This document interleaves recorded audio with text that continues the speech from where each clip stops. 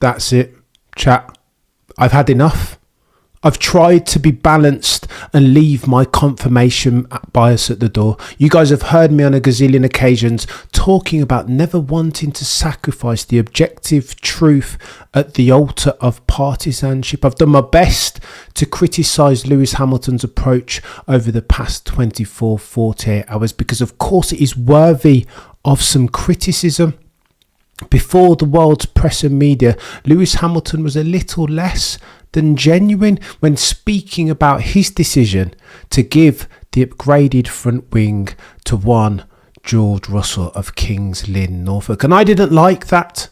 However, in this circumstance, in this motorsports Rubik's Cube that is F1, you don't always have to be the perfect victim. On this stream, I have to take aim at Toto, Wolff and Mercedes because I've had enough. Just when I thought I was out of criticising Toto Wolff, they bring me back in. Because this weekend past, Toto Wolff had the opportunity to level the playing field as far as his treatment of Sir Lewis, Carl Davidson, Hamilton and George Russell, but he did nothing of the sort. Today I realise there's a critical piece of evidence that we have not discussed hitherto, but today we're going to discuss it. Let's talk about the pit stops, right? Because we've already discussed the messages. The messages weren't perfect, but we will come to that. We've already talked about the rear wing, but again, that was Lewis Hamilton's doing. He'd gone in the sim and decided that there was too much risk around the upgraded front wing. If you crash it, what are you going to do? Then you got to go back to the old wing or parc fermé penalty. And I agree with Lewis in that. I only wish that he'd come out and spoken to that truth in front of the world's press and media because that made me doubt him. However, let's talk about these bloody pit stops, yeah, because I went back and watched my live stream just to verify it because I thought that I was going mad here. Talking to Baxley about this earlier. Here's what happened for the avoidance of doubt. And you tell me whether this is fair and uneven competitive landscape, even treatment across both your drivers. Lap 51, Lewis Hamilton comes into the pits. The very next lap, Max Verstappen comes in and overcuts, pulls off the successful overcut on one Sir Lewis, Carl Davidson, Hamilton. But what happened between pit stops? Well, you remember that Max Verstappen was cooped up behind George Russell. The gap between King George of King's Lynn, Norfolk and Max Verstappen, 3-time, soon to be 4-time champion, was 3 seconds. You guys will know for the avoidance of doubt that the entirety of that Grand Prix was characterised by sandbagging. Carlos Sainz was doing it all the while to Lando Norris to ensure that he couldn't go and put in a late cheeky free pit stop and attack both Scuderia Ferrari cars towards the end of the race, managing tyres. Charles Leclerc did as near as makes no difference the entirety of that Grand Prix, 4 seconds off the pace. So you mean to tell me then that Mercedes couldn't issue an order if the team ethos is all to George Russell of King's Lynn, Norfolk, telling him to back up Max Verstappen for 1 lap? This is what we're saying. And you want to talk about equality and transparency across the team, about giving each driver equal opportunity. Behave yourself. You couldn't tell George Russell to back up. The Monaco Grand Prix was characterised by sandbagging, tyre management, people backing up the guy behind them into the guy behind them for Pete's sake, and you couldn't issue the order to George Russell to back up, not even for 1 lap. What are we doing here? That, ladies and gents, is the most damning evidence as far as this equal opportunity ethos that Toto Wolff is telling us that he's instituting across his Mercedes driver pairing. I'm not having it anymore. I am not having it. My retort to Baxley when we were talking earlier on, just imagine, and again, listen, this is conjecture and speculation, but as I'm analysing the evidence, I am building a picture, connecting the dots even. Imagine for a second, let me put this forth because this is good, you'll like this. Imagine for a second the world where Mercedes were deliberately trying to sabotage Lewis, Carl Davidson, Hamilton. What would that look like this weekend past at the Monaco Grand Prix? What would it look like? Would it look like a cheeky radio message where you tell Lewis normal outlap, where what you would have said had you not been trying to sabotage him was push, push, push? For Max Verstappen, the risk to Max Verstappen is that he nails the overcut, gaps us to the tune of 3 seconds. Would you give the upgraded front wing to one George Russell of Kingsley Norfolk? Is that what sabotage would look like?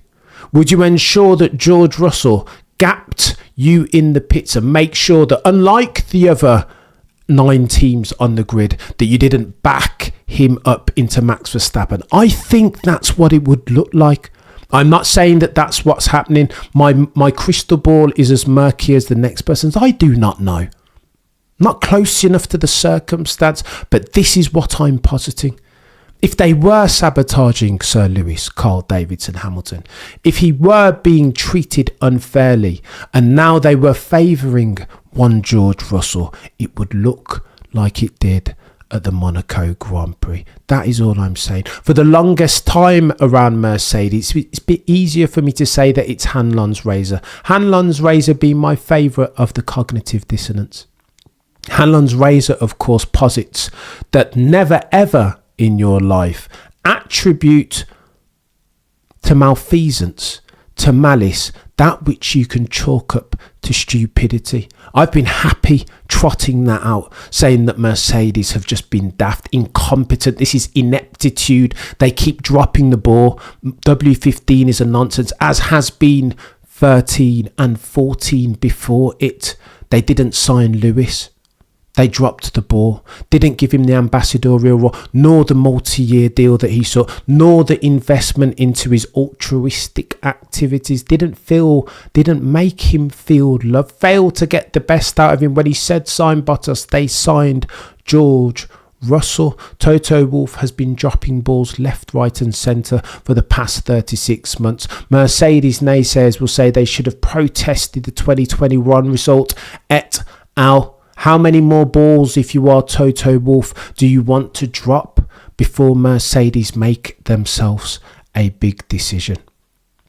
I've said for the longest time that you attribute Mercedes' ineptitude to Hanlon's razor. However, I cannot any longer. This latest evidence, that pit stop where they didn't use George Russell to back up one Max Verstappen, for me is proof positive. Either Mercedes are very, very stupid, ineptitude, God tier levels of, or very, very crafty in their sabotage. It is one of the two. It cannot be both concurrently. And now I'm leaning more towards the former than, listen, I don't know. I still don't know.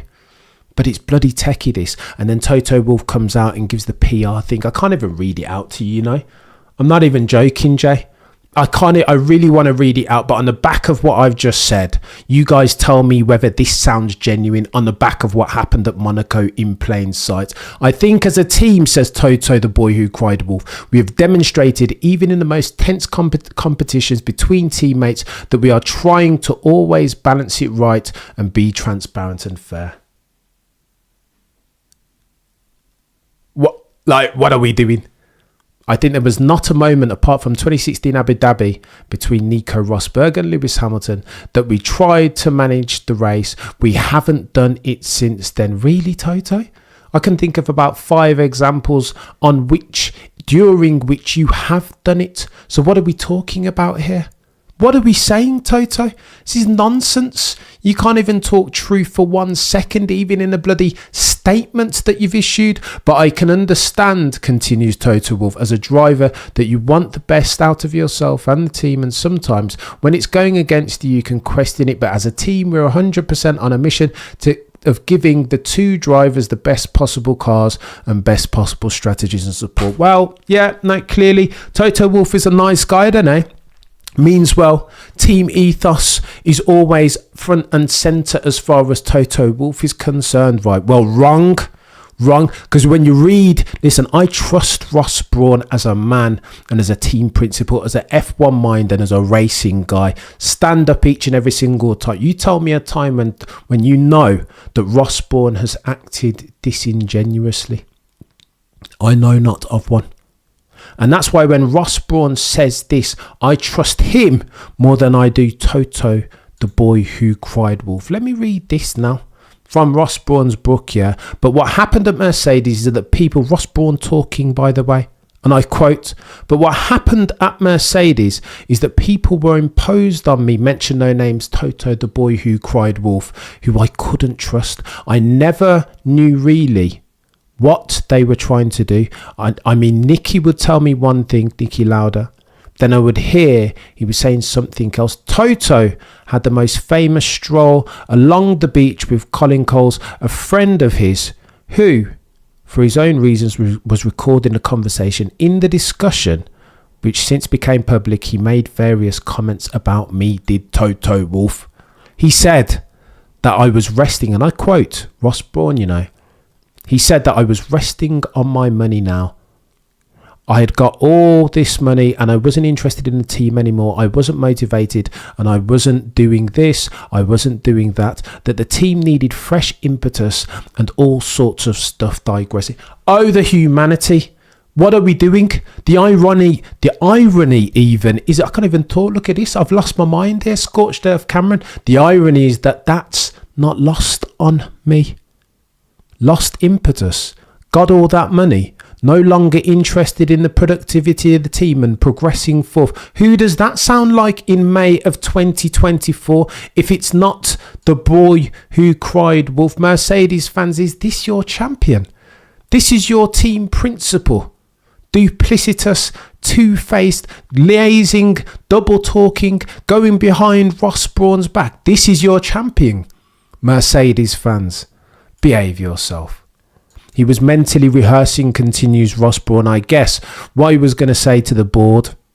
So bloody techie. Unfortunately, digressed into some personal comments about Nicky and Dieter Setcher. So I was beginning to deal with people who I didn't feel. This is the piece now. Let me pause before I say this. Ross Brawn said that, Macon. Yes, he did. Check it out in the book. Jay, Toto be smart if he just say, George, you get the best stuff. At least that way, Jay. He'd be open and honest. Mate, trust the liar before you trust the thief. Listen, I don't know what to say here. This is the piece that you need to take notice of. Quote, I was beginning, says Ross Brawn, in dealing with Toto, to deal with people who I didn't feel I could ultimately trust. People within the team who had let me down already in terms of their approach. This, Mercedes fans, this Team LH, Colt LH, this, the boy who cried wolf, Toto, is your champion. I empathise 100% with Lewis Hamilton. I've been critical ad infinitum over the past 24, 48 hours. I don't like that he came before the world's press and media and was ever so slightly disingenuous about the front wing. But let's imagine that that didn't happen for a second. Hypothesise that Lewis had come before the world's press and media and told the truth about the wing. Listen, we were gonna flip a coin.